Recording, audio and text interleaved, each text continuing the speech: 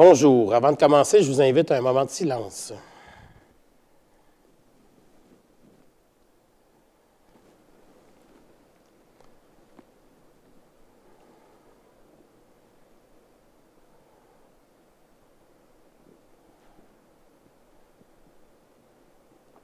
Vous pouvez vous asseoir.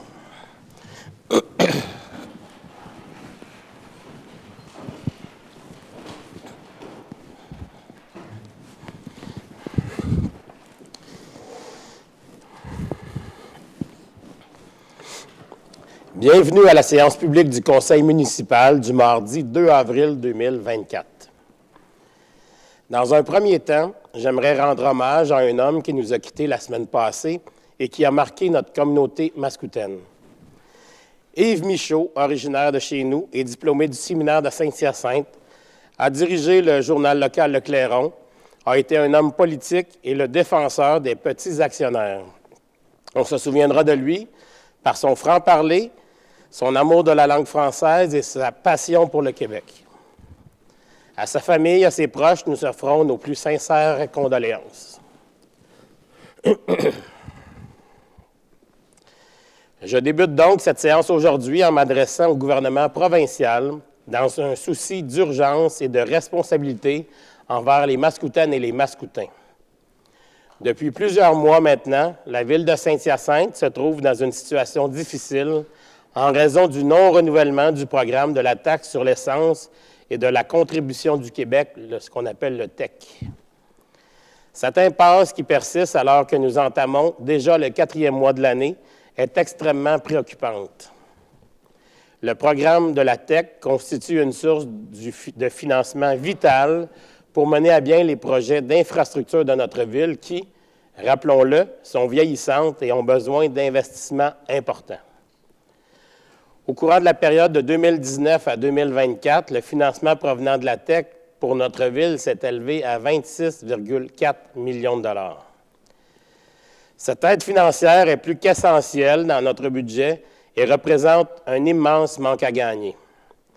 Notre usine d'épuration prend de l'âge et plusieurs de ses équipements sont en fin de vie, voire même désuets. Nous avons besoin de l'aide financière du gouvernement pour maintenir et assurer la performance de l'approvisionnement de l'eau potable et du rejet des eaux usées pour nos citoyens et nos citoyennes. Or, le fait que cette source de financement soit actuellement bloquée au niveau provincial met en péril la réalisation de nombreux projets structurants pour notre ville. La vision 2022-2025 du Conseil est claire. Nous avons ciblé les zones de densification pour de futurs projets résidentiels en tenant compte de la capacité de notre réseau d'infrastructures. Dans ce sens, pour les années à venir, avant de densifier ces zones et ainsi aider à contrer la crise de l'habitation, nous devons réaliser des travaux importants d'infrastructures souterraines. Le gouvernement fédéral a bien exprimé sa volonté de renouveler ce programme crucial. Il reste maintenant au provincial d'entrer dans la danse, comme on pourrait dire. Les fonds sont donc prêts à être débloqués pour répondre à nos besoins pressants. Cependant, c'est au niveau provincial que ça ne bouge plus. Pendant ce temps, les besoins en matière d'aménagement urbain, de transport, d'eau potable et d'assainissement des eaux usées ne peuvent plus attendre. Nous devons agir en raison de l'impact de cette attente prolongée sur notre communauté. C'est pourquoi nous adopterons ce soir une résolution visant à appuyer nos démarches auprès du gouvernement provincial. En tant que maire de Saint-Hyacinthe, je lance donc un appel pressant à Mme Chantal Soucy, députée de Saint-Hyacinthe. Vous êtes une alliée importante dans nos projets financés par votre gouvernement et nous sommes très reconnaissants de pouvoir compter sur votre grand engagement au sein de notre communauté. Nous sollicitons votre soutien parce que cette aide financière est primordiale pour notre ville, comme pour toutes celles sur le territoire québécois. Ensemble, nous pouvons exercer les revendications nécessaires pour que nos besoins en matière d'infrastructure soient enfin pris en compte et que le renouvellement du programme de la TEC soit une réalité concrète. Et ça doit arriver le plus rapidement possible pour l'élaboration de nos budgets de 2025. J'aimerais maintenant vous rappeler qu'en décembre dernier, le Conseil municipal a adopté 2 nouvelles mesures d'écofiscalité. L'une concerne le chauffage au mazout et l'autre, les grands espaces pavés à vocation commerciale de 5 000 m² et plus. Cette dernière a pour objectif principal d'inciter les propriétaires d'espaces commerciaux à réduire l'impact environnemental de leur aménagement. En effet, ces grandes surfaces entraînent des conséquences significatives sur l'environnement en raison de leur imperméabilité qui empêche les eaux de pluie et de fonte des neiges de pénétrer dans le sol. Cela entraîne également une augmentation de la pression sur les infrastructures municipales et contribue à la formation d'îlots de chaleur dont les principales répercussions sont la détérioration de la qualité de l'air extérieur et intérieur et la hausse de la demande en énergie et en eau potable. Au cours des prochains jours, les propriétaires concernés recevront un compte pour cette nouvelle taxe par la poste, comprenant toutes les informations nécessaires à la compréhension du dossier. Toujours en lien avec l'environnement, c'est aujourd'hui que débute la tant attendue campagne annuelle de vente d'arbres de la Ville. Vous avez jusqu'au 30 avril pour vous en procurer un en ligne ou en personne à l'Hôtel de Ville, à l'édifice René Richer ou à l'édifice Gaétan Bruno. Le coût d'un arbre cette année est de 25 $. Faites vite. Année après année, les quantités s'envolent très rapidement. J'en profite pour souligner que planter un arbre est un geste individuel qui offre des bienfaits collectifs. En plus d'embellir la propriété et d'en augmenter la valeur, les arbres génèrent moins d'entretien que le gazon ou les vivaces, tout en diversifiant la flore et la faune. Ils protègent des vents, font de l'ombre en été et améliorent la qualité de l'air. D'ailleurs, depuis la première édition de la vente en 2009, ce sont plus de 5 650 arbres qui ont été distribués et plantés sur notre territoire. Tous les détails ainsi que les essences des arbres disponibles sur le site sont disponibles sur le site Internet de la Ville de Saint-Hyacinthe. Dans un autre ordre d'idées, les Mascoutins et les Mascoutaines désirant soumettre une idée de projet dans le cadre du budget participatif de la Ville ont jusqu'au 12 avril pour le faire, via le formulaire disponible sur notre site Internet.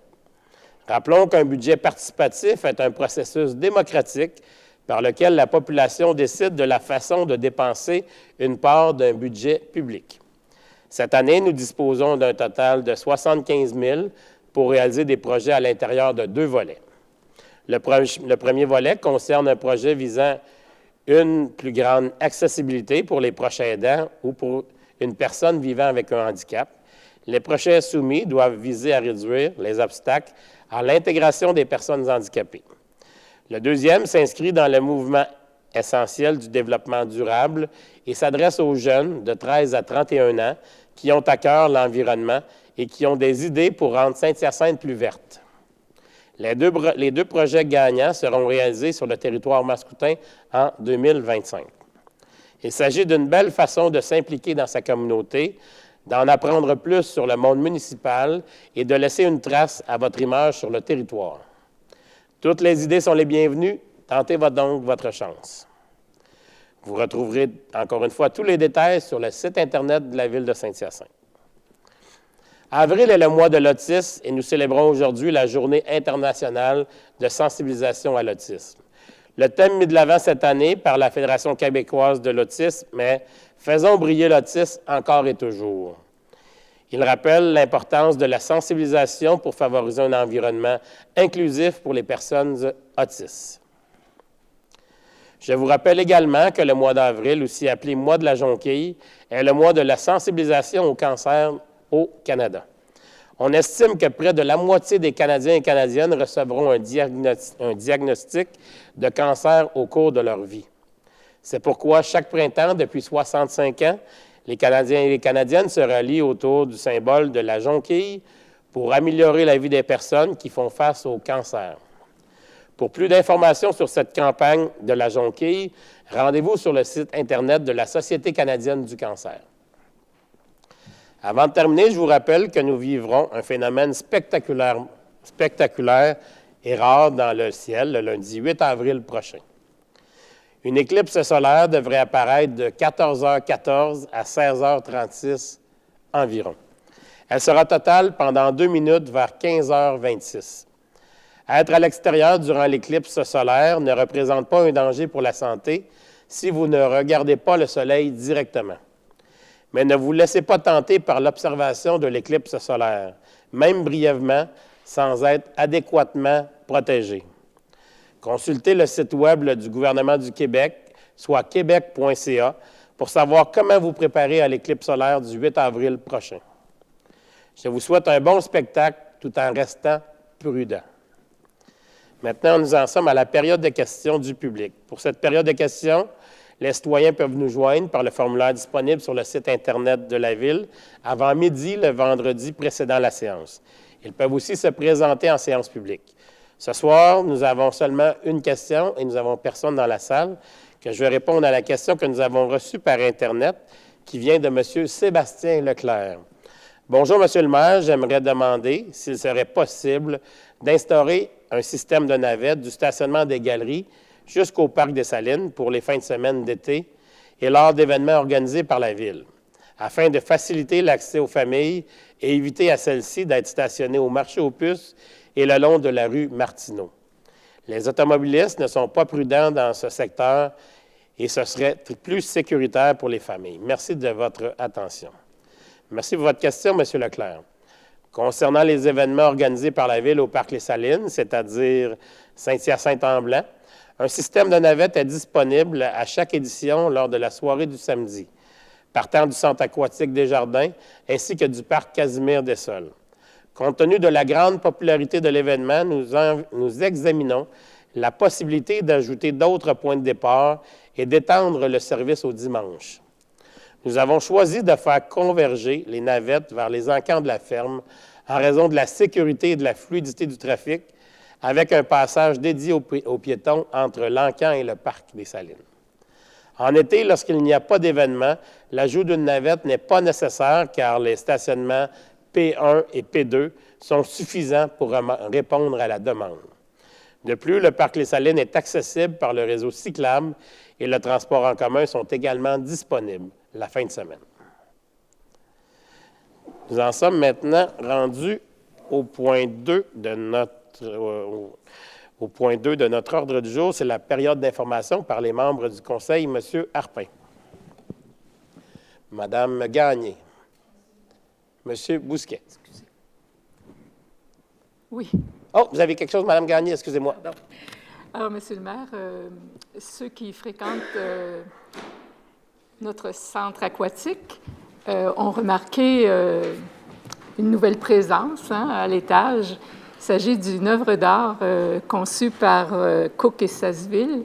C'est une partie d'une œuvre qui avait été exposée au Centre Expression durant l'année et qui est maintenant au centre aquatique. Alors, les enfants seront ravis de voir ces 3 gros poissons colorés. C'est ludique, c'est amusant.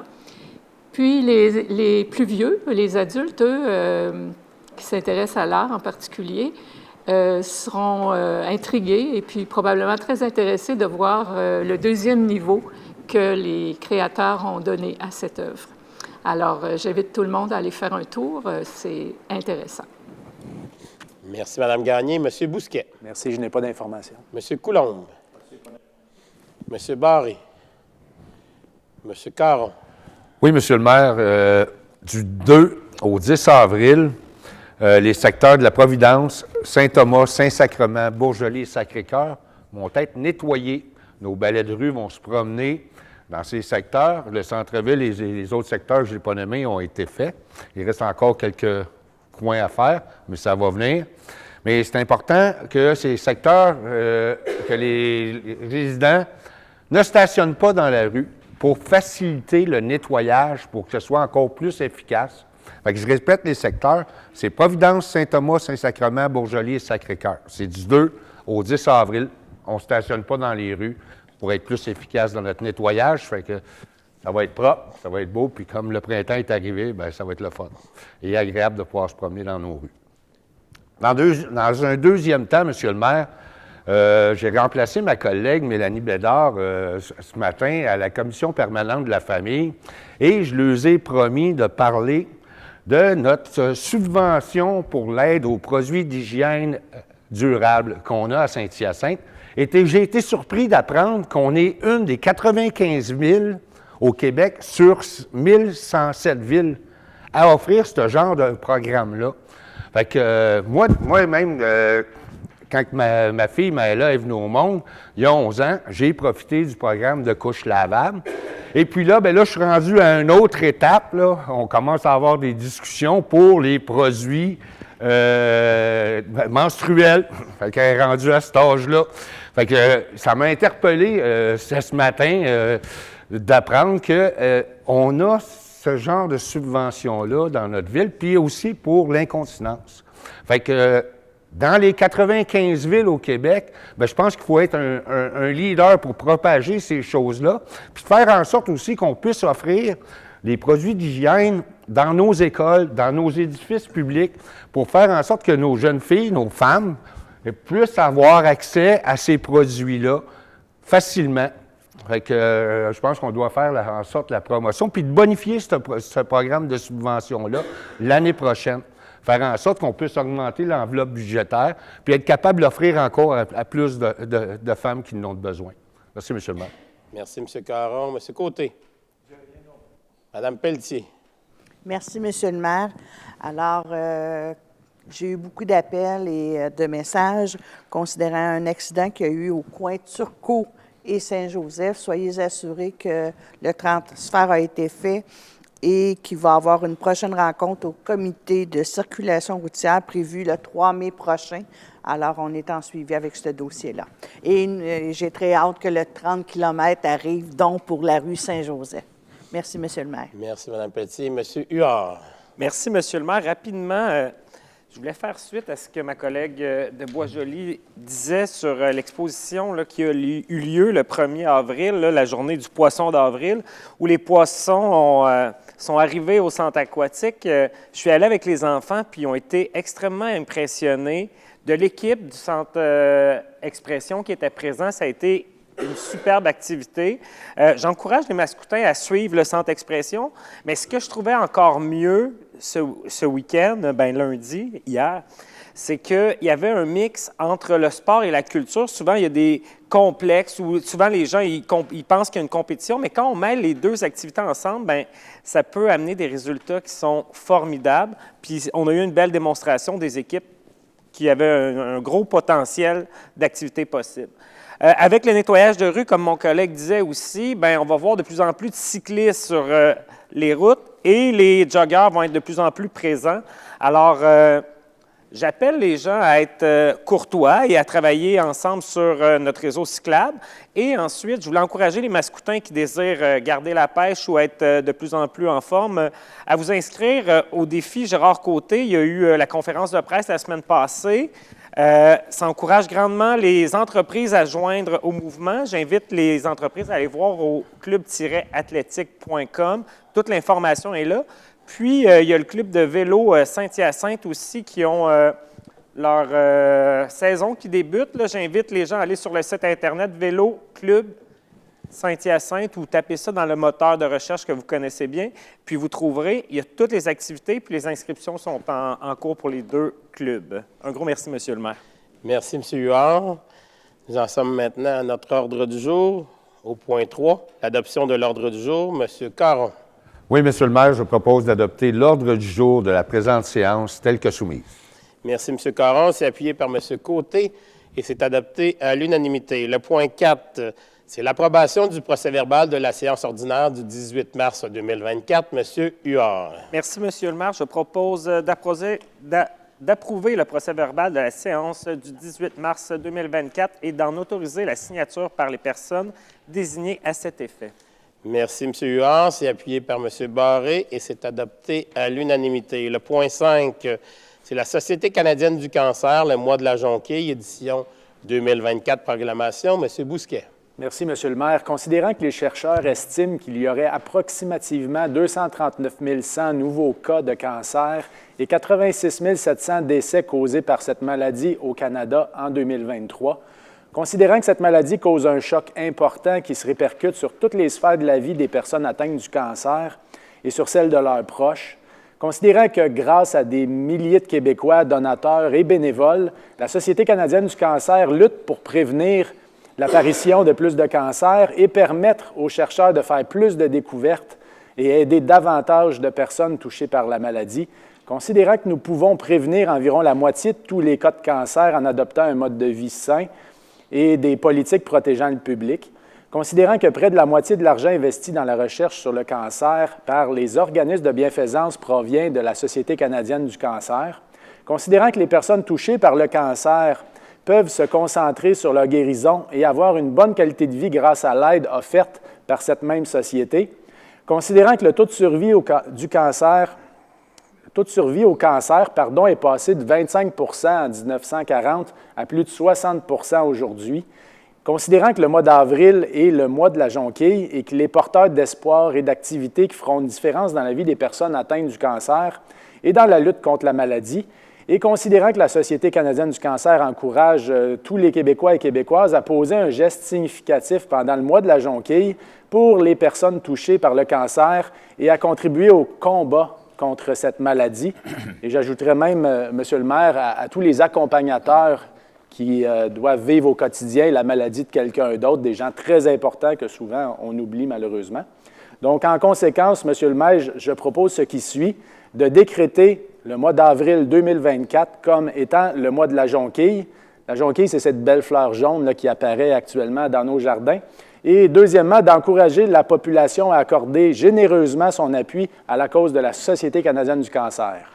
Merci, M. Bousquet. C'est appuyé par M. Coulombe et c'est adopté à l'unanimité. Le point 6, calendrier des séances ordinaires 2025, adoption, M. Barré. Monsieur le maire, considérant que l'article 319 de la loi sur les cités et villes prévoit que le conseil municipal doit établir, avant le début de chaque année civile, le calendrier de ces séances ordinaires pour la prochaine année, en fixant le jour et l'heure du début de chacune d'elles. En conséquence, je propose d'adopter le calendrier suivant relativement aux séances ordinaires du conseil municipal pour l'année 2025, lesquelles se tiendront le lundi, sauf mention contraire, en la salle du conseil de l'Hôtel de Ville et débuteront à 18h30.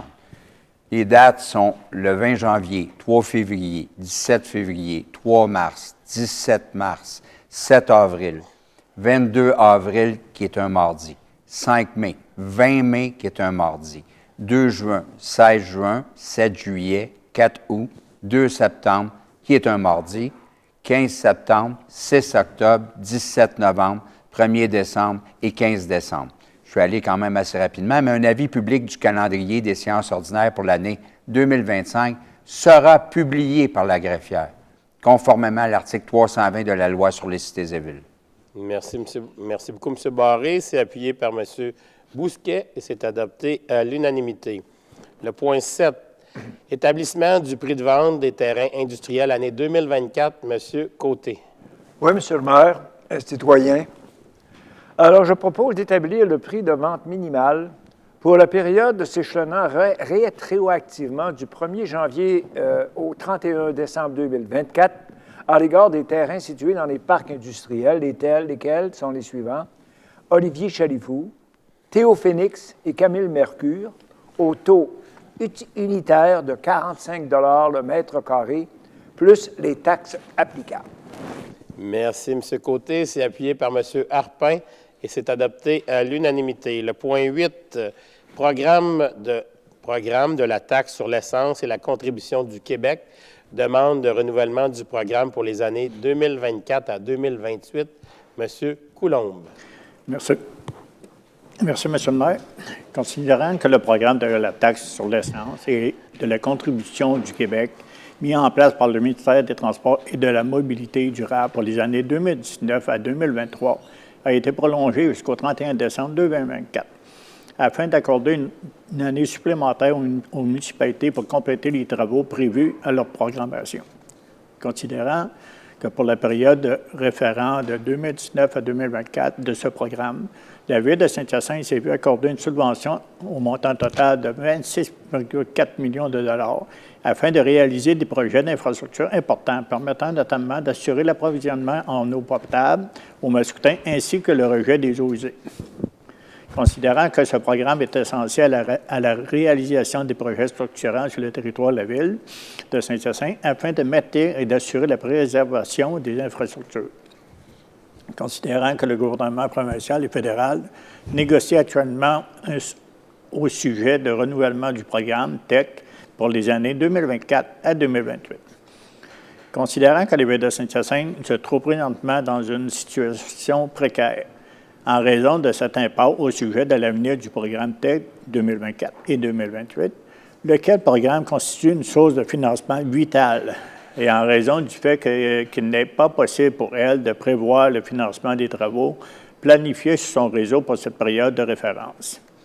Considérant que les municipalités doivent permettre la densification de leur territoire afin de contrer la crise en matière d'habitation, bien que d'importants travaux d'infrastructures souterraines sont requis pour permettre l'implantation de nouveaux projets résidentiels sur leur territoire. Considérant que les élus municipaux ont le devoir de garantir un environnement sécuritaire, sain et prospère à leurs citoyens. Considérant que l'Union des municipalités du Québec a demandé le 1er février dernier au gouvernement impliqué de conclure rapidement une entente quant à la reconduction de ce programme. Considérant que ces négociations doivent impérativement aboutir pour permettre le déploiement du nouveau programme et pour que la Ville puisse prévoir les investissements nécessaires à son budget. Considérant que les sommes accordées aux municipalités locales dans le cadre de ce programme demeurent insuffisantes pour répondre à leurs besoins et qu'elles devraient être majorées annuellement en raison de l'augmentation des coûts de réalisation des projets. Considérant que les formalités régissant la procédure de reddition de comptes exigée à chacune des municipalités, suivant la réalisation des projets, sont complexes à rencontrer et que les sommes octroyées à titre de subvention ne devraient pas faire l'objet de nouvelles obligations ou conditions additionnelles, amènent les modalités d'application pour le renouvellement de ce programme. Donc, je propose de demander au gouvernement provincial et fédéral ce qui suit. De conclure rapidement une nouvelle entente fédérale, provinciale, relative au renouvellement du programme de la taxe sur l'essence et de la contribution du Québec pour la période s'échelonnant du 1er janvier 2024 au 31 décembre 2028. D'augmenter les sommes allouées aux municipalités du Québec et de prévoir une majoration dans l'an... Excusez, j'ai quelque chose sur mon carton de l'enveloppe pour la durée du programme afin de couvrir l'augmentation des coûts pour la réalisation des projets. De n'ajouter aucune obligation ou condition additionnelle relative aux redditions de comptes imposées aux municipalités amène les modalités d'application pour le renouvellement du programme. De transmettre copie de la présente résolution à M. Éric Girard, ministre des Finances, à Mme André Laforêt, ministre des Affaires municipales, à l'honorable Chrystia Freeland, vice-première ministre et ministre des Finances du Canada, à l'honorable Sine Fraser, ministre du Logement, de l'Infrastructure et des Collectivités du Canada, à l'honorable Pablo Rodriguez, ministre des Transports du Canada, à Mme Chantal Soucy, députée de Saint-Hyacinthe, à M. Simon-Pierre Savoie-Tremblay, député de Saint-Hyacinthe-Bagotte, ainsi qu'à l'Union des municipalités du Québec. On sait, M. le maire, dans votre mot d'humeur en entrant en ondes tantôt, vous en avez fait mention. C'est tellement important, ces subventions-là, pour nous aider à développer nos infrastructures plus rapidement. Merci beaucoup, M. Coulombe. C'est appuyé par Mme Pelletier et c'est adopté à l'unanimité. Le point 9, approbation de la liste des comptes. M. Barré. Monsieur le maire, je propose d'approuver la liste des comptes pour la période du 13 mars au 27 mars 2024 comme suit. Un fonds d'administration, 5 272 393,18 $. 2. Fonds des dépenses en immobilisation, 1 321 575,14 $, pour un total de 6 593 968,32 $. D'autoriser le trésorier ainsi que l'assistante trésorière et chef de la division comptabilité du service des finances à effectuer les paiements requis conformément à la liste des comptes telle que soumise. Merci, M. Barré. C'est appuyé par M. Côté et c'est adopté à l'unanimité. Le point 10, fonds de roulement, annulation des projets TP 15-004, COM 20-227, G22-141 et réaffectation du financement du projet EUB 23-120, année 2023, modification de la résolution 23-49 et abrogation de la résolution 23-119, M. Huard. Merci, Monsieur le maire. Considérant la résolution 23-49 adoptée le 6 février 2023, par laquelle le conseil municipal a notamment autorisé les enveloppes budgétaires suivantes pour permettre la réalisation de ces projets. Numéro de projet TP 15-004, muret décoratif, traverse d'un cours d'eau, 100 000 COM 20-227, actualisation de la signalisation d'orientation municipale, continuité de COM 17-58, 48 824 Numéro de projet G22-141, implantation d'un système d'accès à la descente de bateaux, 25 000 total des taxes nettes des projets, 173 824. Total des taxes incluses, 190 000 359,94. Considérant que ces dépenses devraient être financées à même le fonds de roulement et que celui-ci devait être remboursé sur une période de 10 ans à compter de l'exercice financier 2024, considérant que ces projets n'ont pas été réalisés au cours de l'année 2023, il y a lieu d'annuler leur financement et de retourner le montant total à l'enveloppe budgétaire dédiée à ces projets au fonds de roulement. Considérant la résolution 23-119 adoptée le 6 mars 2023 par laquelle le Conseil a décrété ce qui suit. L'annulation de l'enveloppe budgétaire dédiée au projet numéro EUB 23-120 visant l'acquisition d'une troisième remorque pour le transport de Digesta au montant de 150 000 taxes nettes, laquelle décrétait un emprunt au fonds de roulement remboursable sur une période de 10 ans, et ce à compter de l'exercice financier 2024. La réaffectation de cette dernière enveloppe budgétaire pour l'année 2023 selon les mêmes modalités pour le projet numéro EUB 23-152 visant l'installation de désemballage et de séparation des contenants de plastique, métal ou autres, considérant qu'il y a plutôt lieu d'annuler le projet numéro EUB 23-152 et de réaffecter son financement au projet numéro EUB 23-120, ça fait beaucoup de EUB, considérant le rapport présenté par le service des finances en date du 26 mars 2024. En conséquence, je propose ce qui suit.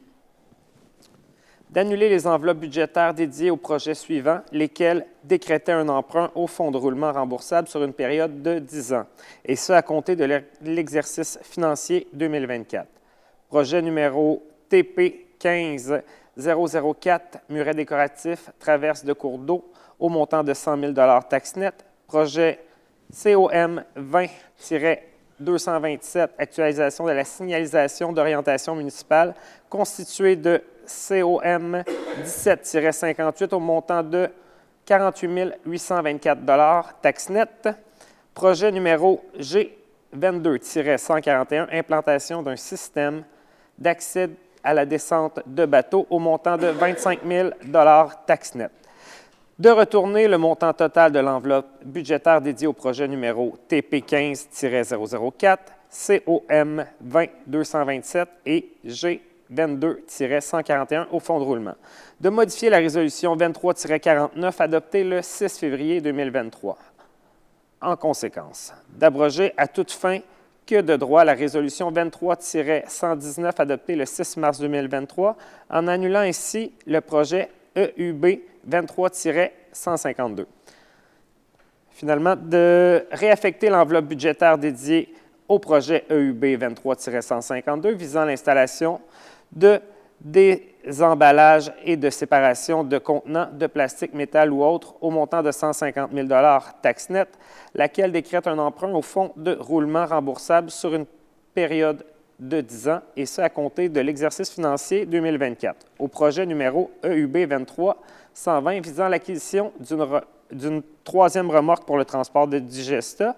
Finalement, d'autoriser le directeur du service des finances ou en son absence ou incapacité d'agir, l'assistante trésorière et chef de la division comptabilité a signé tout document pour et au nom de la Ville de Saint-Hyacinthe afin de donner application à la présente résolution. Merci, M. Huard. C'est appuyé par M. Harpin et c'est adopté à l'unanimité. Le point 11, surplus accumulé non affecté, affectation pour l'année 2024, M. Harpin. Merci, M. le maire. Considérant le rapport préparé par le service des finances en date du 26 mars 2024, en conséquence, je propose d'affecter pour l'année 2024 une somme de 800 000 provenant du surplus accumulé non affecté pour les logements abordables et ou logements sociaux au budget 2023 afin de couvrir une partie du financement du projet de construction de logements abordables de Mission Unité Aînée situé au 2750 rue des Sols, le lot 1 966 015 et P1 969 275 du cadastre du Québec. Merci, M. Harpin. C'est appuyé par M. Bousquet et c'est adopté à l'unanimité. Le point 12, règlement numéro 660 sur l'utilisation de l'eau potable, demande d'harmonisation réglementaire aux municipalités desservies. M. Coulombe. Merci, M. le maire. Considérant le règlement numéro 660-3, modifiant le règlement 660 sur l'utilisation de l'eau potable, adopté le 18 mars 2024. Considérant le règlement numéro 660 a dû être modifié afin de se conformer aux mesures prévues à la stratégie québécoise d'économie d'eau potable du ministère des Affaires municipales et de l'Habitation. Considérant que, pour atteindre cet objectif, ce règlement prévoit diverses dispositions restreignant l'utilisation de l'eau potable. Considérant que la Ville de Saint-Hyacinthe dessert les municipalités suivantes en eau potable: la municipalité de la Présentation, municipalité de Saint-Thomas, municipalité de Paroisse de Sainte-Marie-Madeleine, municipalité de Saint-Simon, municipalité de Saint-Dominique, ville de Saint-Pie. Considérant le rapport préparé par le service du génie en date du 21 février 2024, donc je propose de demander aux municipalités desservies en eau potable par la Ville de Saint-Hyacinthe d'harmoniser leur règlement municipal au règlement numéro 660 sur l'utilisation de l'eau potable, d'inviter ces municipalités à transmettre leur réglementation amendée au service du génie de la Ville de Saint-Hyacinthe pour fin d'analyse. Et on sait, M. le maire, on a mis beaucoup de restrictions depuis quelques années à nos citoyens. Ça s'avère tout à fait normal de demander aux municipalités qu'on dessert, que ce soit en cas d'urgence ou autre, d'essayer d'harmoniser nos règlements face à la consommation de l'eau potable, parce que plusieurs municipalités, je pense, ont imposé à leurs citoyens de resserrer un petit peu la vis à ce niveau-là. Merci, M. Coulombe. C'est appuyé par M. Barré et c'est adopté à l'unanimité. Le point 13, intersection formée par le boulevard Laframboise et la rue Picard, sécurisation de la traverse piétonnière et ajout d'un dépressé au niveau des trottoirs, demande au ministère des Transports et de la Mobilité durable, Mme Pelletier. Merci, M. le maire. Considérant que l'intersection formée par le boulevard Laframboise, route 137, et la rue Picard est sous la juridiction du ministère des Transports et de la Mobilité durable, considérant que la signalisation implantée actuellement autorise les usagers des pistes cyclables unidirectionnelles situées d'à part et d'autre de la sortie 130 de l'autoroute Jean-Lesage à traverser sur le boulevard Laframboise de façon sécuritaire pour rejoindre la piste cyclable bidirectionnelle, laquelle se trouve entre cette sortie et la rue Picard. Considérant qu'aucun dépressé de trottoir n'est aménagé du côté ouest de la rue Picard, à proximité de l'intersection formée par le boulevard Laframboise et cette rue, pour assurer la sécurisation de cette traverse piétonnière.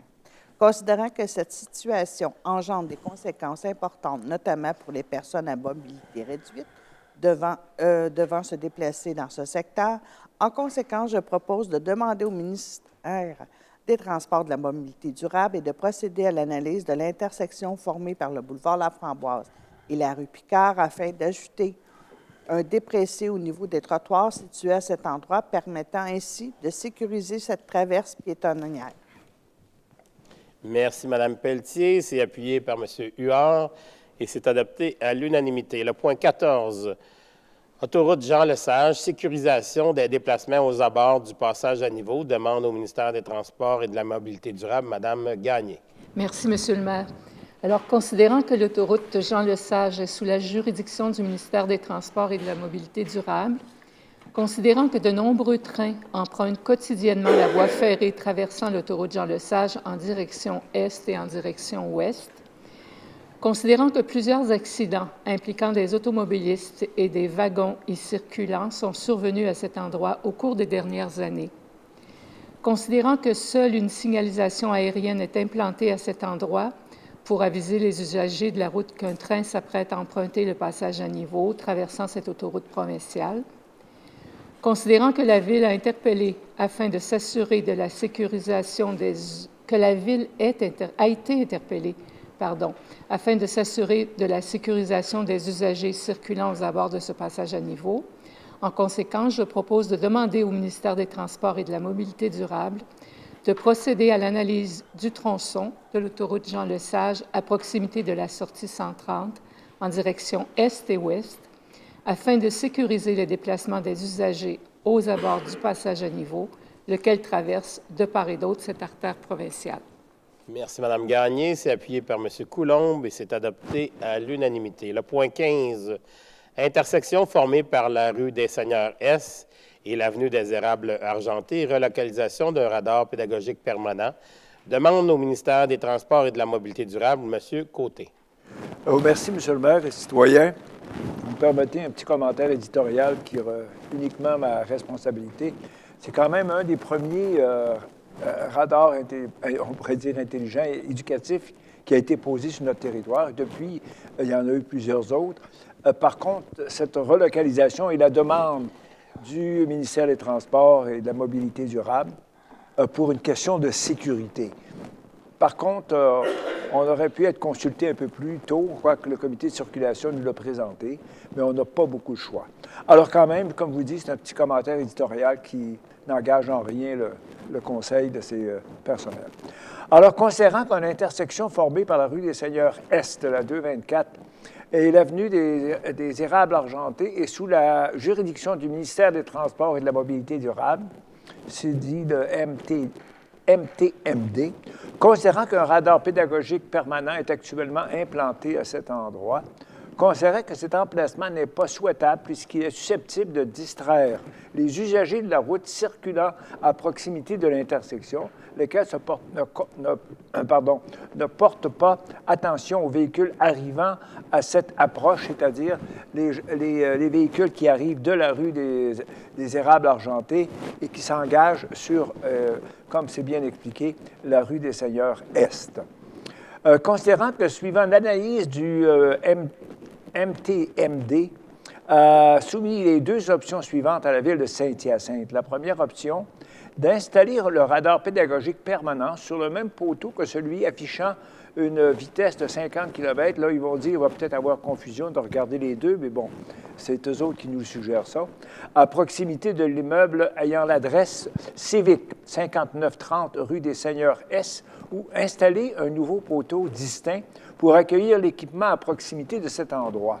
L'option 2, déplacer le radar pédagogique sur le lot 2 038 155, soit en façade de la propriété ayant l'adresse Civic 5690 rue des Seigneurs-Est. Considérant la recommandation du comité de circulation et de la sécurité routière à l'occasion de la séance du 15 mars dernier, en conséquence, je propose de demander au ministère des Transports et de la Mobilité durable de procéder à la relocalisation du radar pédagogique permanent actuellement implanté à l'intersection formée par les rues des Seigneurs-Est et l'avenue des Érables Argentés à proximité de l'immeuble à l'adresse Civic 5930 rue des Seigneurs-Est, correspondant à l'option 1. Merci, M. Côté. C'est appuyé par M. Huard et c'est adopté à l'unanimité. Le point 16, service de nettoyage et d'inspection par caméra de conduite d'égouts sanitaires, pluviales et unitaires. C'est un octroi de contrat. Mme Pelletier. Merci, M. le maire. Considérant que la Ville a procédé à un appel d'offres public pour le nettoyage et l'inspection par caméra de conduite d'égouts sanitaires, pluviales et unitaires dans différents secteurs situés sur son territoire, considérant que ce contrat débute à compter de son octroi et prendra fin le 31 décembre 2026, considérant que le contrat vise annuellement la réalisation des services suivants, l'inspection télévisée de 15 000 mètres linéaires de conduite ayant un diamètre de 650 mm et moins, l'inspection télévisée de 2 500 mètres linéaires de conduite ayant un diamètre de 650 mm et plus, le nettoyage de conduits pour un nombre estimé à 500 heures, considérant la recommandation du service des finances datée du 25 mars 2024. En conséquence, je propose ce qui suit.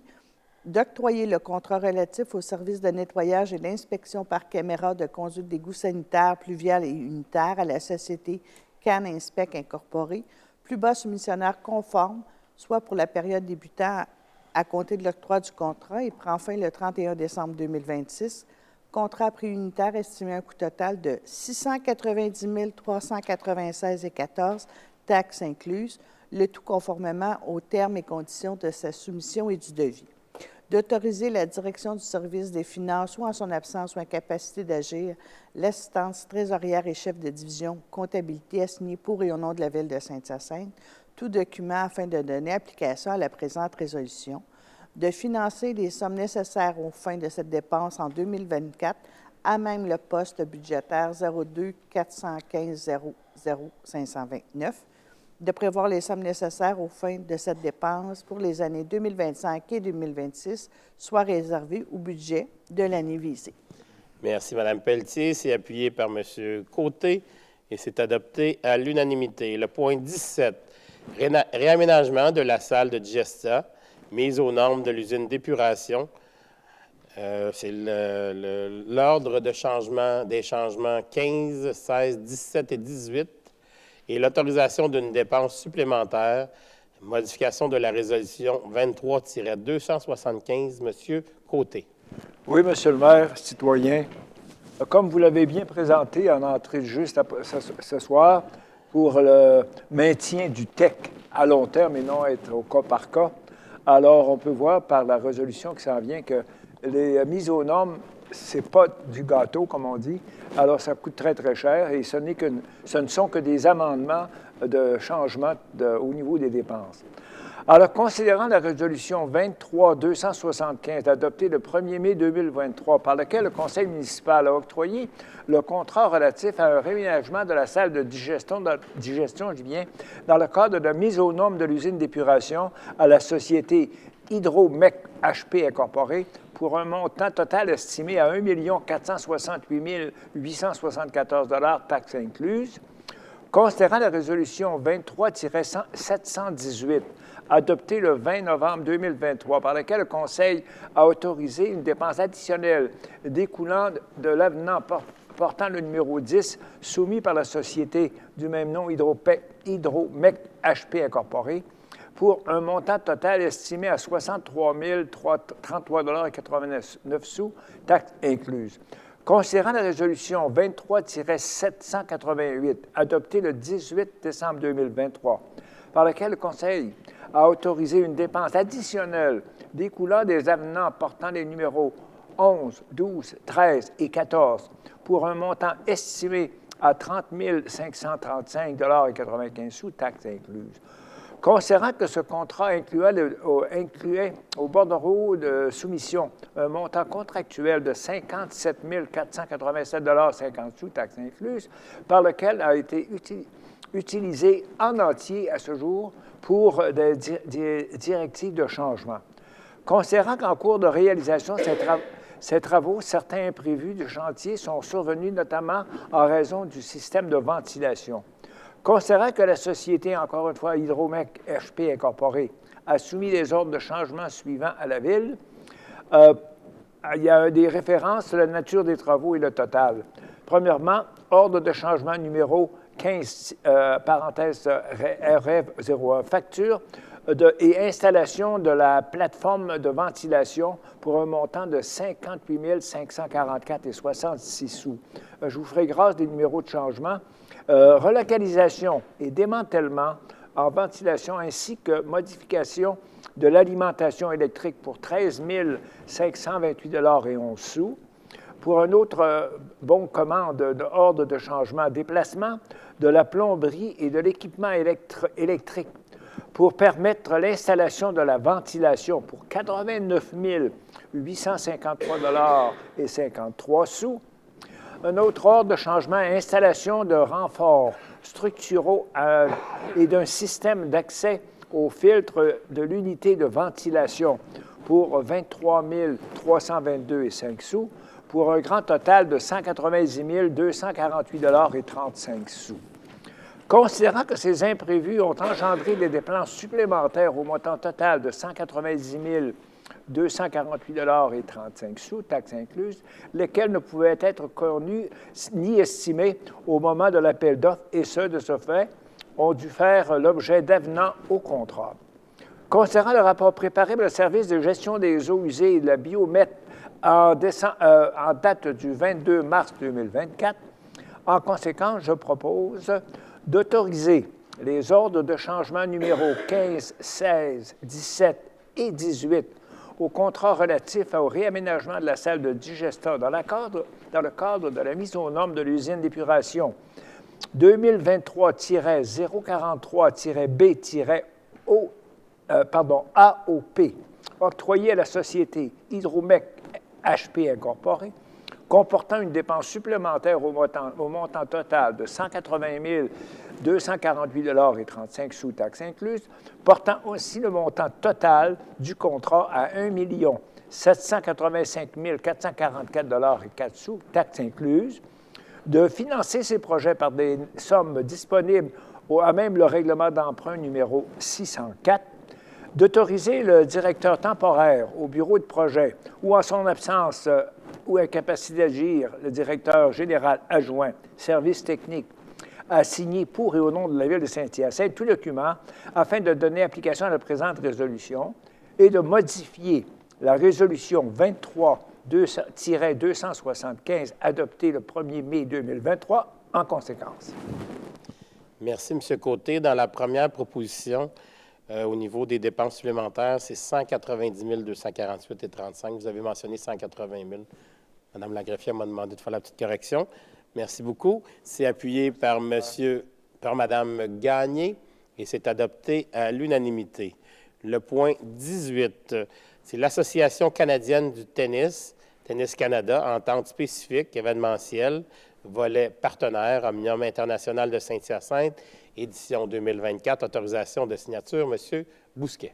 Merci, M. le maire. Je suis très heureux de présenter cette résolution pour autoriser et appuyer aussi un événement qui est très, très intéressant pour notre région et qui nous permet de nous démarquer encore une fois.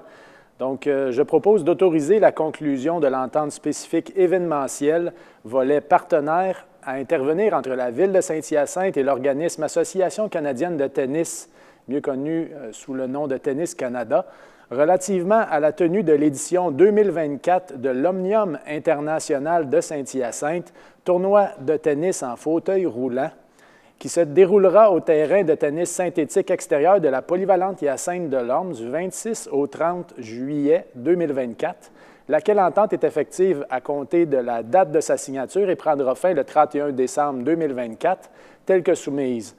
D'autoriser le maire ou en son absence ou incapacité d'agir, le maire suppléant, et la greffière ou en son absence ou incapacité d'agir, la greffière adjointe, à signer cette entente, et ce, pour et au nom de la Ville de Saint-Hyacinthe, et finalement de financer les sommes nécessaires aux fins de cette dépense en 2024 à même le poste budgétaire 02-701-21-695. Merci, M. Bousquet. C'est appuyé par M. Huard et c'est adopté à l'unanimité. Le point 19, École Larocque, tout ce qui roule, édition 2024, fermeture de rue. M. Harpin. Merci, M. le maire.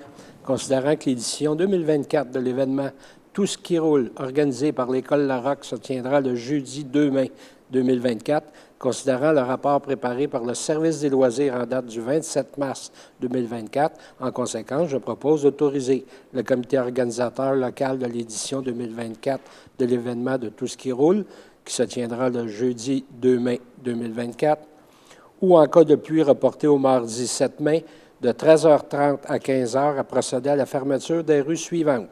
L'avenue Larocque entre les rues Dessol et Notre-Dame et la rue Notre-Dame entre les avenues Larocque et Després. Merci, M. Harpin. C'est appuyé par Mme Pelletier et c'est adopté à l'unanimité. Le point 20, Club athlétique de Saint-Hyacinthe Incorporé, défi Gérard Côté, édition 2024. Fermeture de rue et espace de stationnement, M. Huard.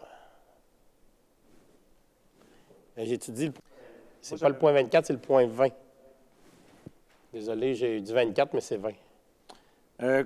Considérant que l'édition 2024 de l'événement Défi Gérard Côté, organisé par le Club athlétique de Saint-Hyacinthe, se tiendra le dimanche 12 mai 2024 à la polyvalente Hyacinthe-Delorme, considérant le rapport préparé par le service des loisirs en date du 27 mars 2024. En conséquence, je propose d'autoriser le comité organisateur local de l'édition 2024 de l'événement Défi Gérard Côté, qui se tiendra le dimanche 12 mai 2024 entre 6h et 10h30, à procéder aux fermetures de rue et à des espaces de stationnement suivants.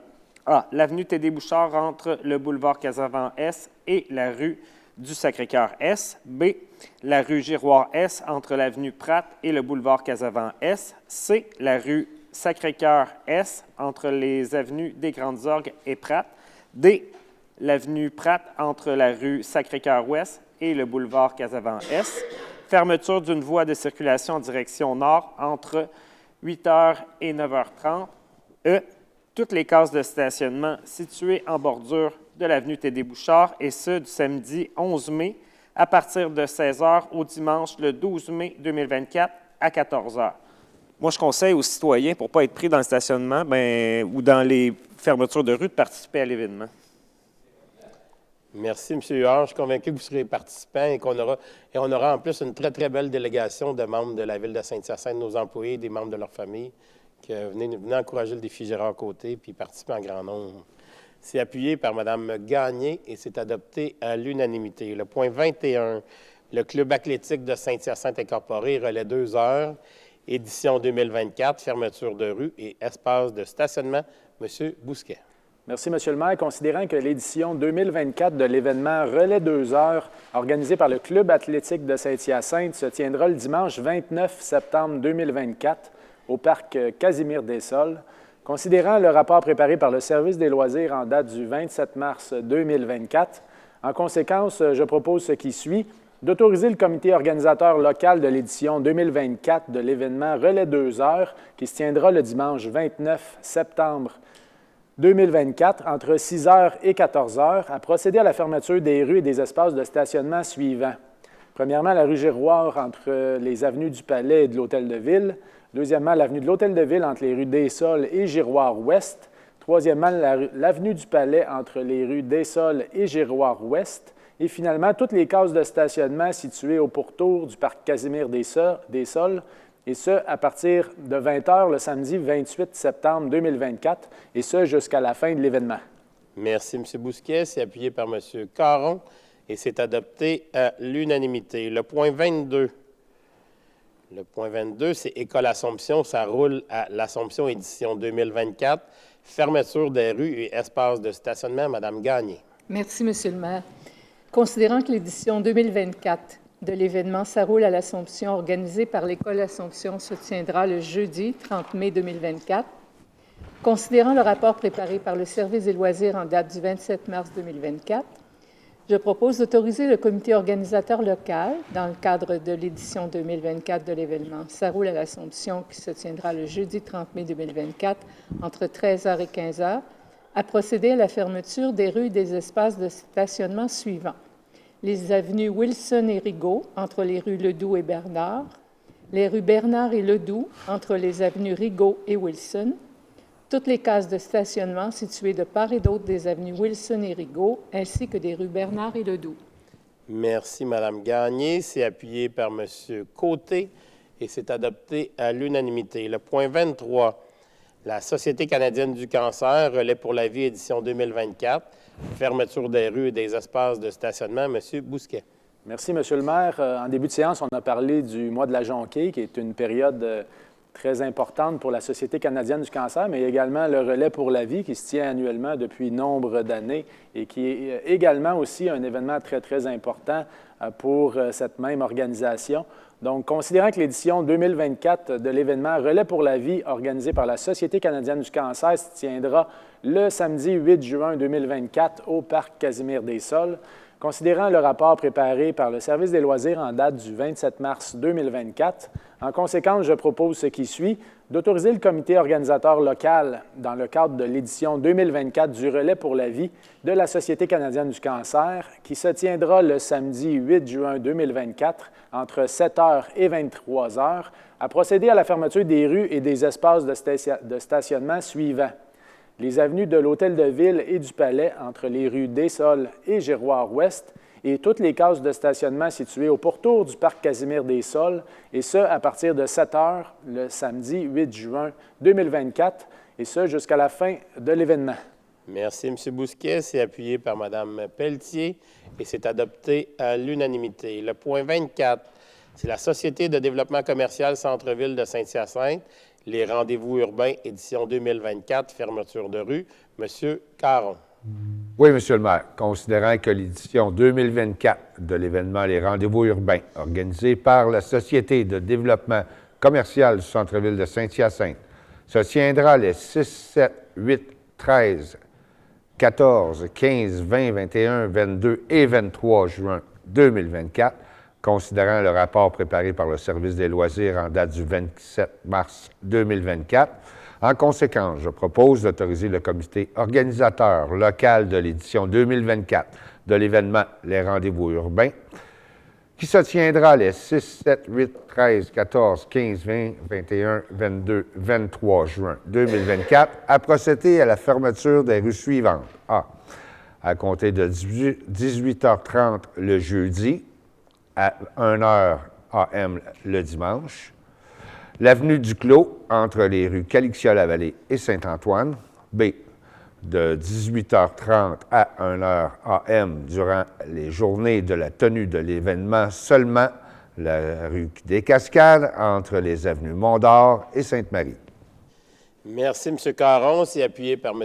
Huard et c'est adopté à l'unanimité. Le point 25, Société de développement commercial Centre-Ville, la Grande Vente Trottoir, édition 2024, fermeture de rue.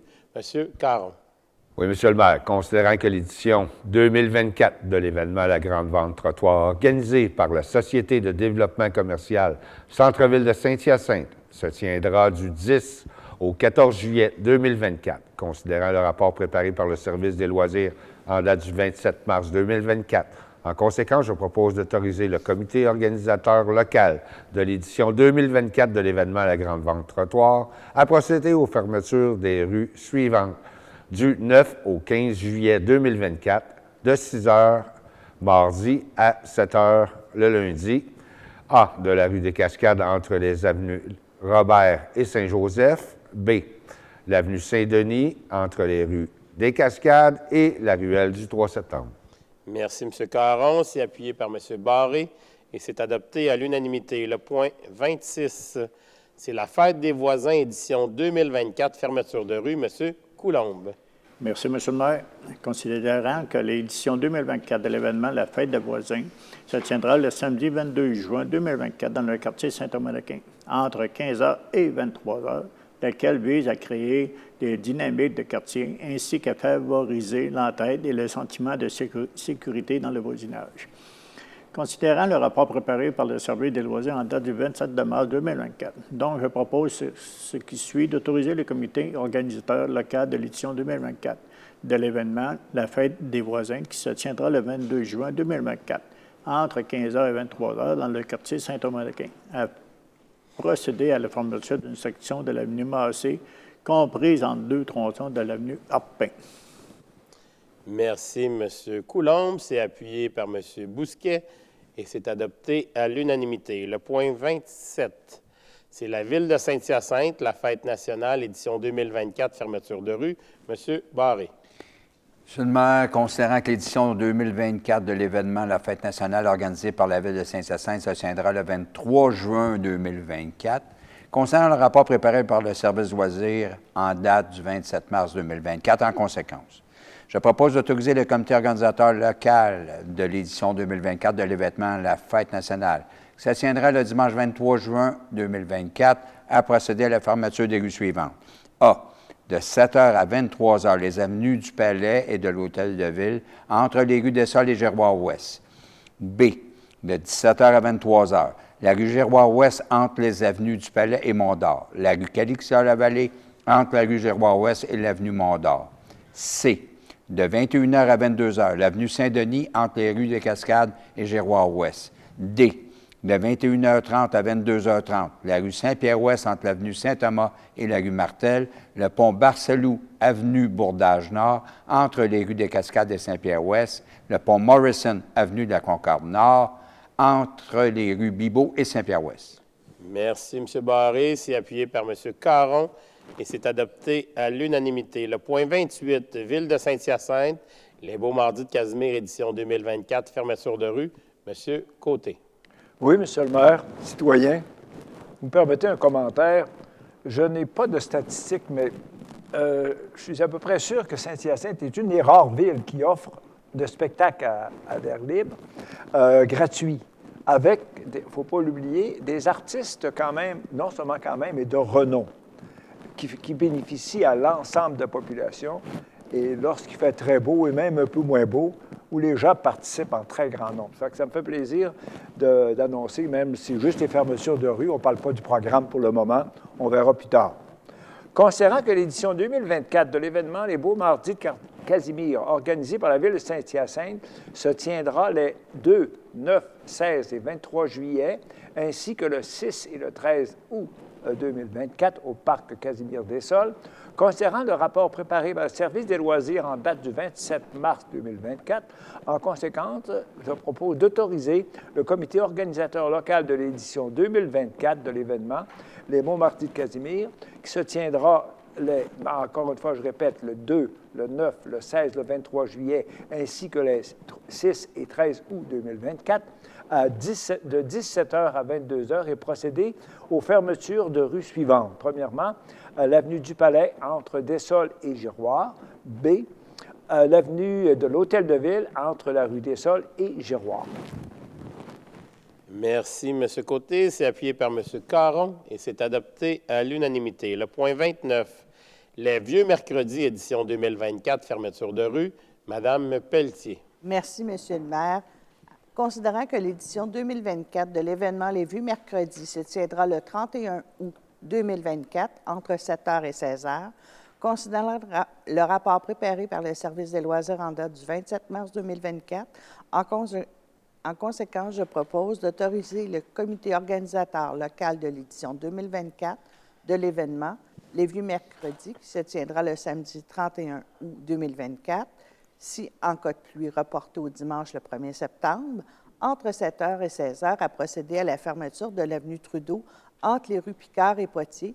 Et j'invite tous les citoyens, et même ceux de l'extérieur, à tous les mercredis soirs, de venir voir ces fabuleux véhicules. Alors, c'est très intéressant.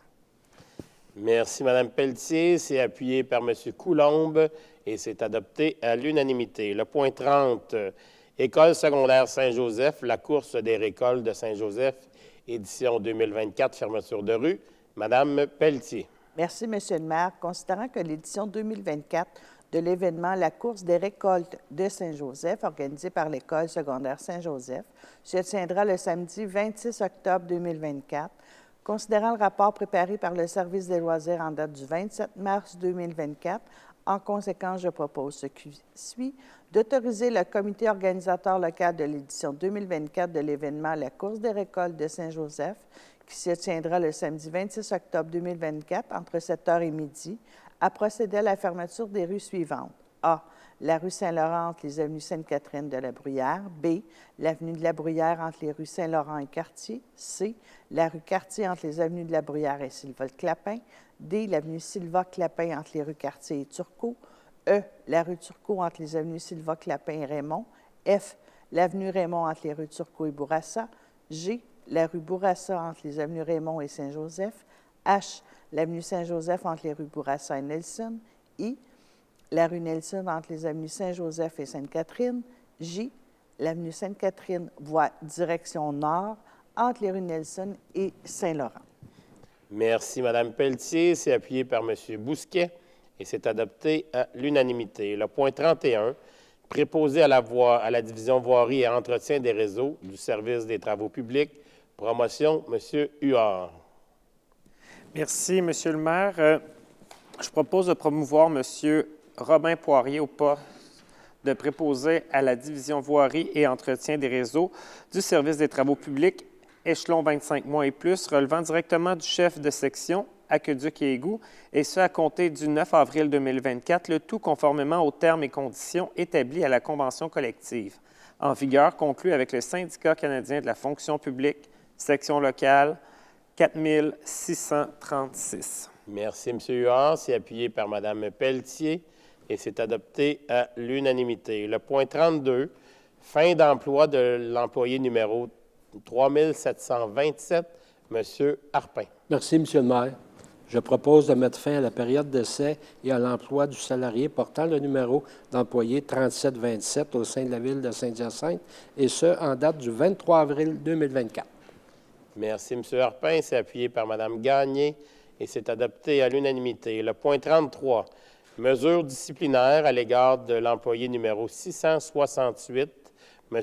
Coulombe.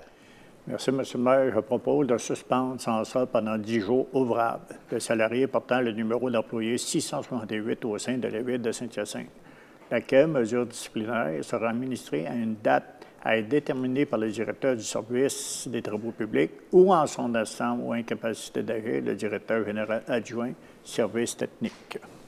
Merci, M. Coulombe. C'est appuyé par M. Barré et c'est adopté à l'unanimité. Le point 34, les plans d'implantation et d'intégration architecturale, approbation, Mme Gagné. Merci, Monsieur le maire.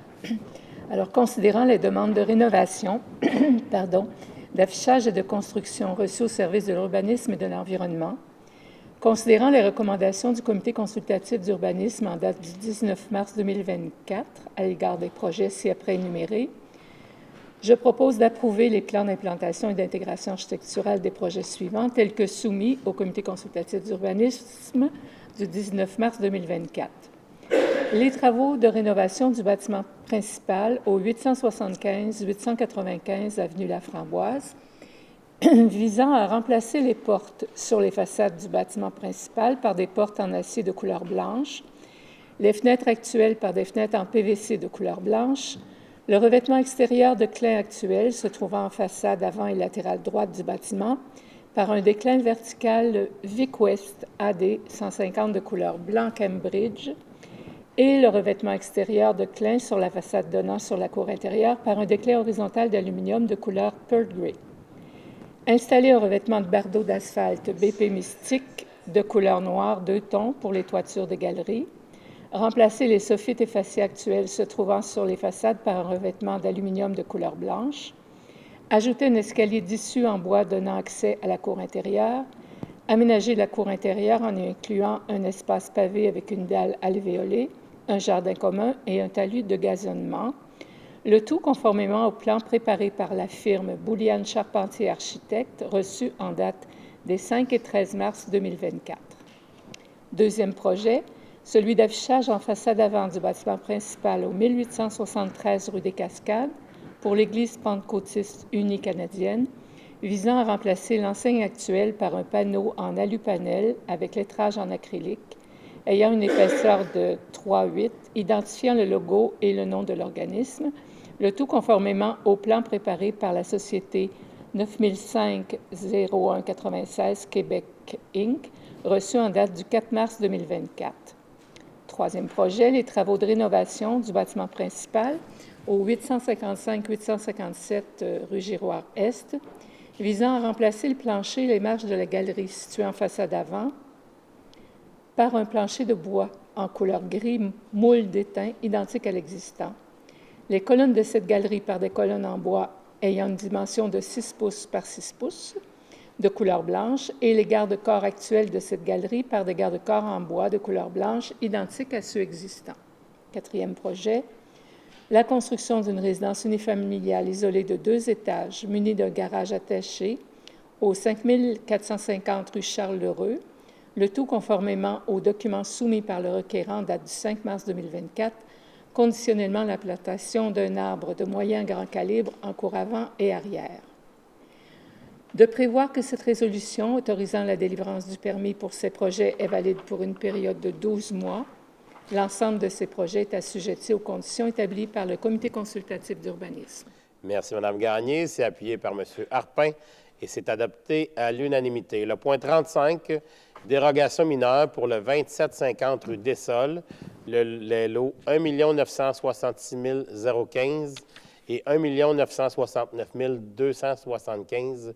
Décision, M. Harpin. Merci, M. le maire. Ici, on parle du 2750 rue des Sols. C'est le projet de la mission Unité aînée, projet de logement abordable pour les aînés de 100 logements. Considérant la demande de dérogation mineure aux dispositions du règlement d'urbanisme formulée par M. Danny Gignac pour et au nom de la Ville de Saint-Hyacinthe en date du 14 février 2024, relativement à l'immeuble situé au 2750 rue des Sols, lot 1 966 015, et pour une partie de l'emprise municipale constituée de la rue La Fontaine, le lot 1 969 275. Considérant la recommandation du Comité consultatif d'urbanisme en date du 20 février 2024, considérant l'avis public diffusé le 12 mars 2024 sur le site Internet de la Ville de Saint-Hyacinthe, invitant toute personne intéressée à se faire entendre lors de cette séance relativement à la présente demande de dérogation, je propose d'accorder la demande de dérogation mineure pour l'immeuble ci au 2750 rue des Sols dans le cadre d'un projet de construction concernant l'érection d'un bâtiment résidentiel pour aînés comportant 100 logements et nécessitant la reconfiguration d'une partie de l'emprise municipale constituée de la rue La Fontaine, qui est le lot 1 969 275, lequel requiert d'autoriser les éléments dérogatoires suivants. Une hauteur maximale de 19 mètres, alors que celle privée à la grille de spécification de la zone 2149-M04 est de 18 mètres. Un rapport plancher-terrain maximal de 2,40, alors que celui-ci prévu à la grille de spécification de la zone 2149-M04 est de 2.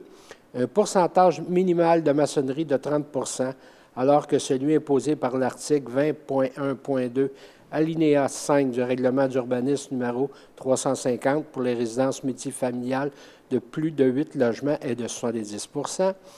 Un rond de virage ayant un diamètre cadastral minimal et une largeur minimale de pavage de 18 mètres, alors que l'article 5.4.1, paragraphe A du règlement d'urbanisme numéro 350, qu'un rond de virage dispose d'un diamètre cadastral minimal de 28 mètres et d'une largeur minimale de pavage de 24 mètres de diamètre.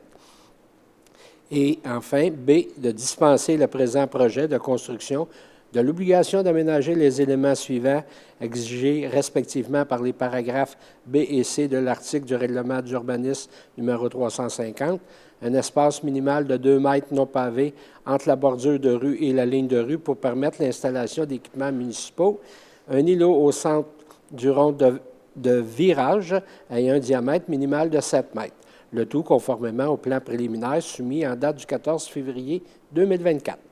Merci, M. Harpin. C'est appuyé par Mme Gagné et c'est adopté à l'unanimité. Le point 36, c'est des dérogations mineures pour le 700 rue Millet, les lots 1 438 927 et 1 701 938. Décision, Mme Gagné. Oui, Monsieur le maire.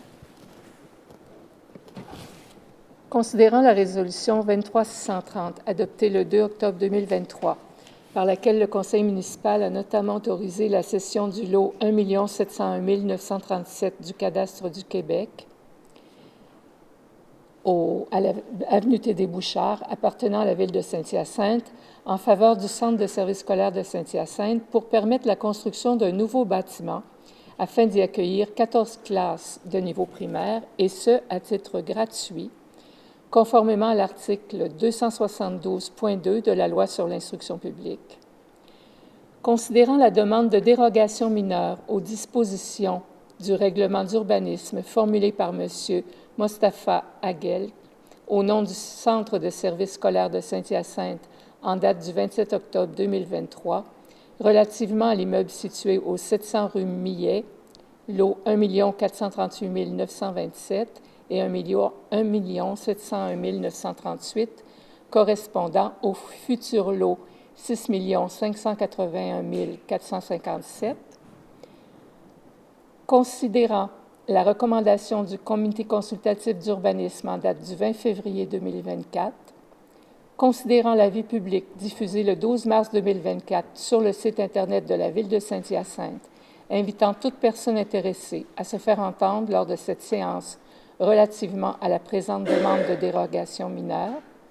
En conséquence, je propose d'accorder la demande de dérogation mineure pour l'immeuble au 700 rue Millet et 1 701 938 dans le cadre du projet d'agrandissement de l'école Boisjoli-Sacré-Cœur pour y accueillir 14 nouvelles classes de niveau primaire visant l'autorisation des éléments dérogatoires suivants. A. L'installation de conteneurs pour matières résiduelles en cours avant, alors que l'article 17.7.2, paragraphe B du règlement d'urbanisme numéro 350 l'interdit.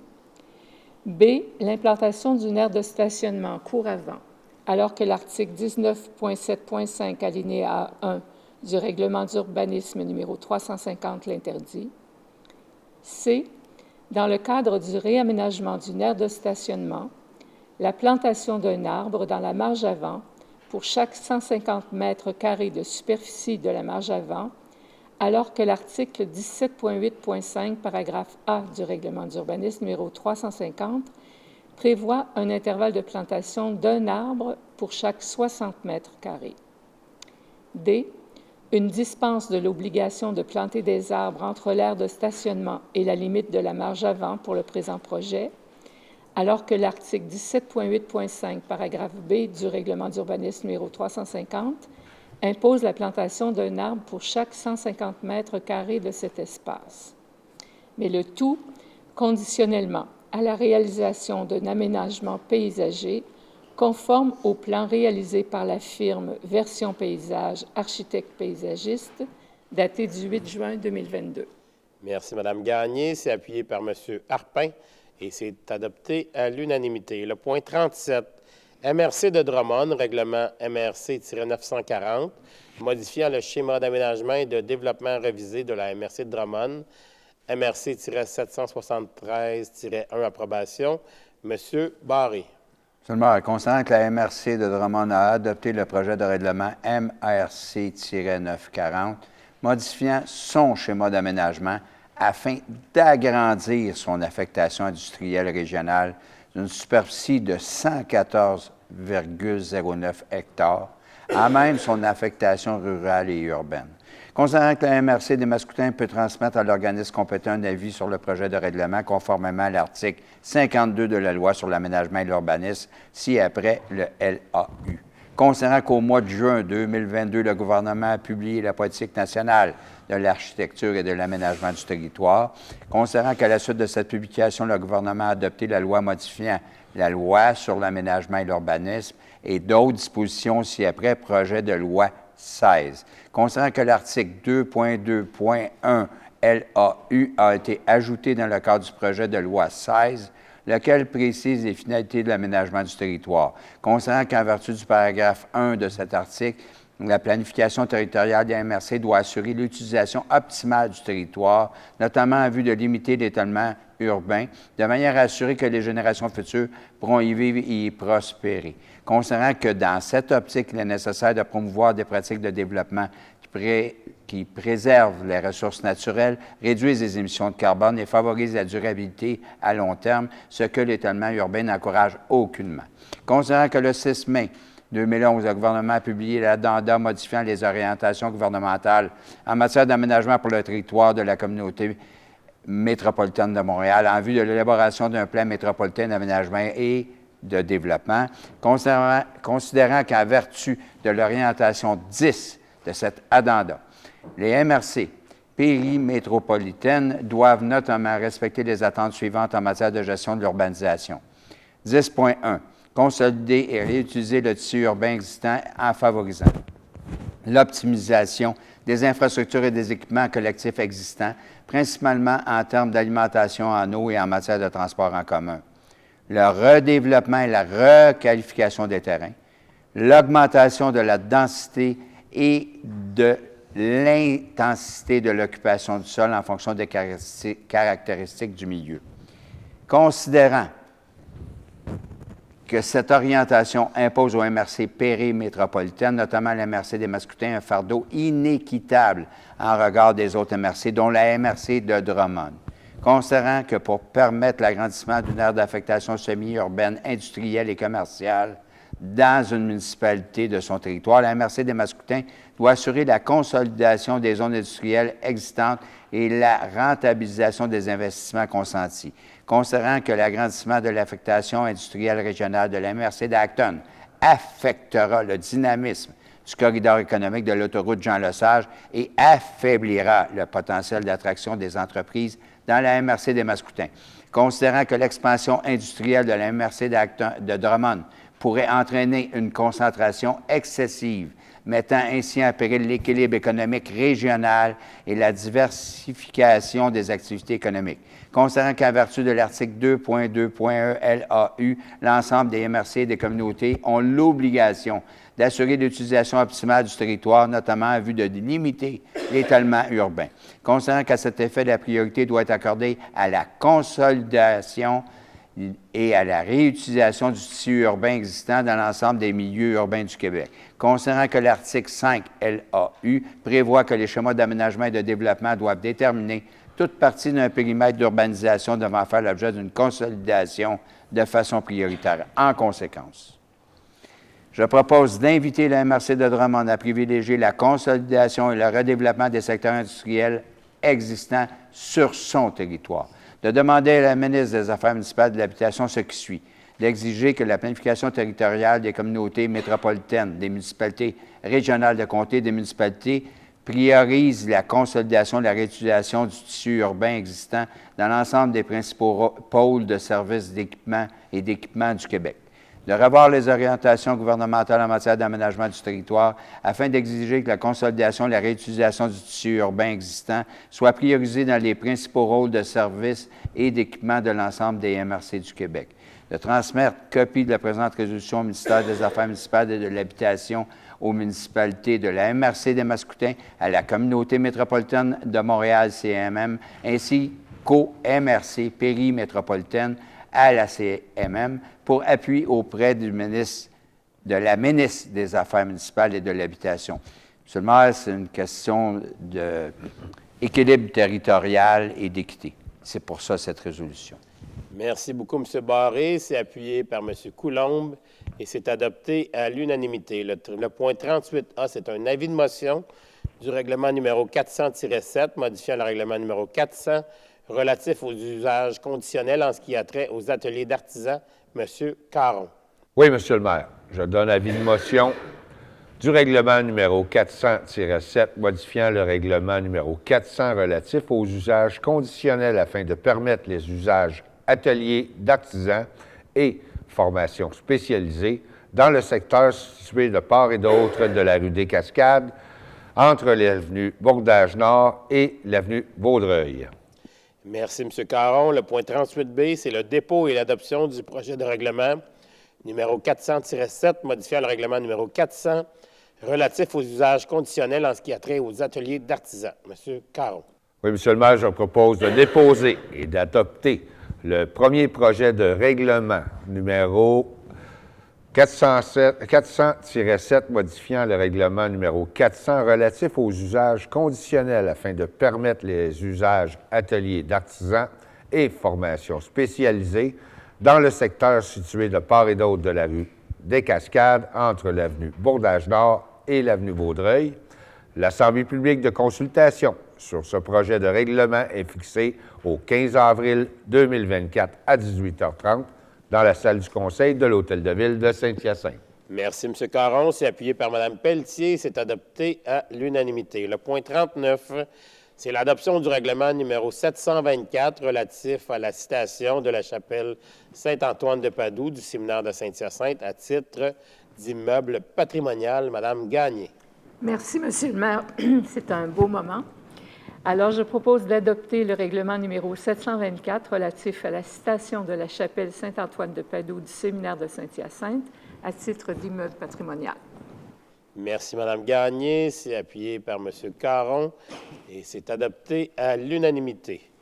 Le point 40, c'est les lots 1 966 015, le 2750 rue Dessolles, P1, 1 969 275, la rue Lafontaine, et P, 1 979 318, le boulevard Choquette.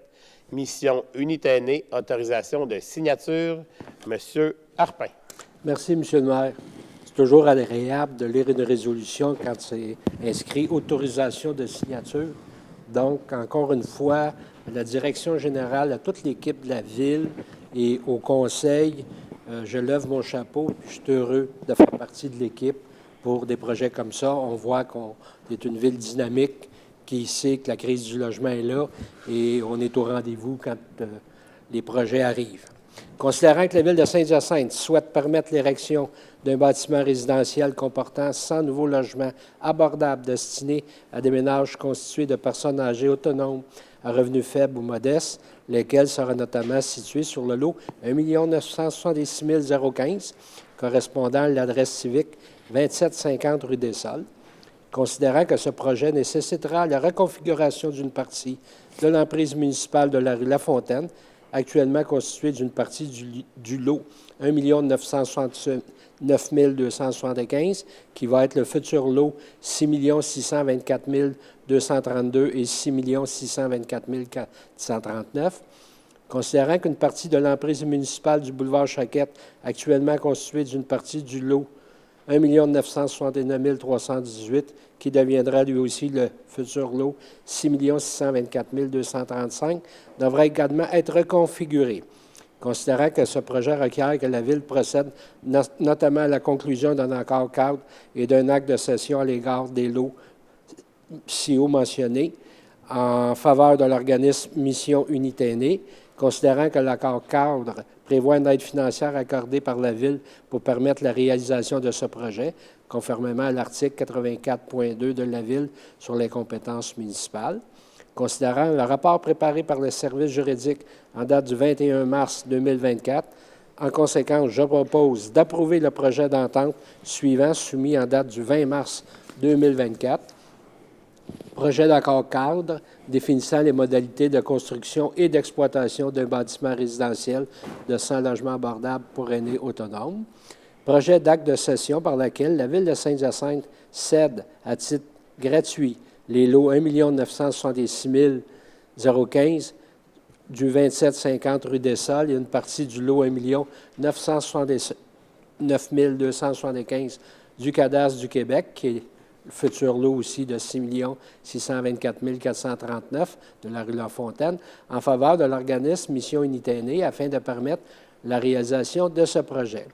D'autoriser la signature à la fin des travaux du projet de quittance libérant Mission Unité aînée de toute responsabilité, de retirer le caractère de rue publique ayant été attribué à une portion de la rue Lafontaine, correspondant à une partie du lot 1 969 275, ainsi qu'une portion du boulevard Choquette constituée d'une partie du lot 1 969 318 du cadastre du Québec, d'autoriser le maire ou en son absence ou incapacité d'agir, le maire suppléant et la directrice des services juridiques ou en son absence ou incapacité d'agir, la greffière à signer pour et au nom de la Ville de Saint-Hyacinthe ces projets d'entente et de quittance.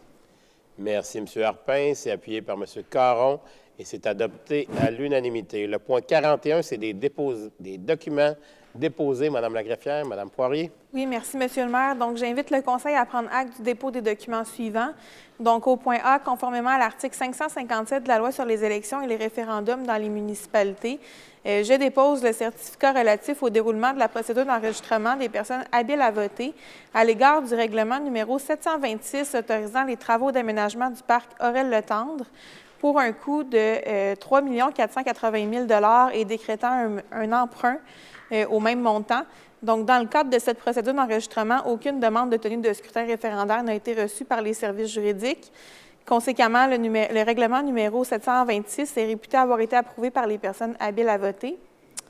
Et au point B, la liste des salariés non permanents embauchés par la Ville de Saint-Hyacinthe en vertu de l'article 73.2 de la loi sur les cités et villes et de l'article 3 du règlement numéro 263 concernant la délégation de pouvoir autoriser des dépenses et de passer des contrats, laquelle fait état de l'embauche d'un surveillant de chantier au service du génie, d'une greffière audiencière et préposée à la cour municipale, ainsi que d'une technicienne en loisirs. Merci beaucoup, Mme la greffière. Mme Poirier, on en est au point 42, la seconde période de questions. Il n'y a pas de questions dans la salle. Nous en sommes au point 43, la levée de la séance proposée par M. Barré et appuyée par M. Coulombe de déclarer la levée de la séance à 20h05.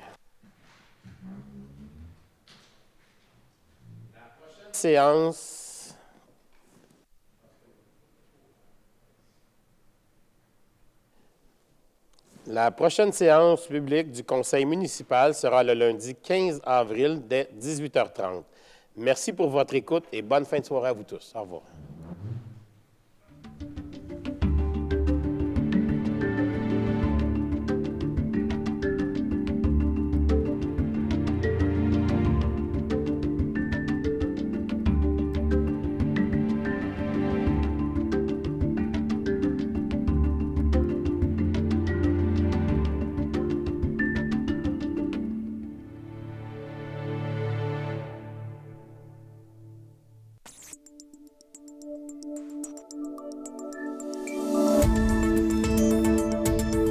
Nous TV. Ensemble pour notre communauté.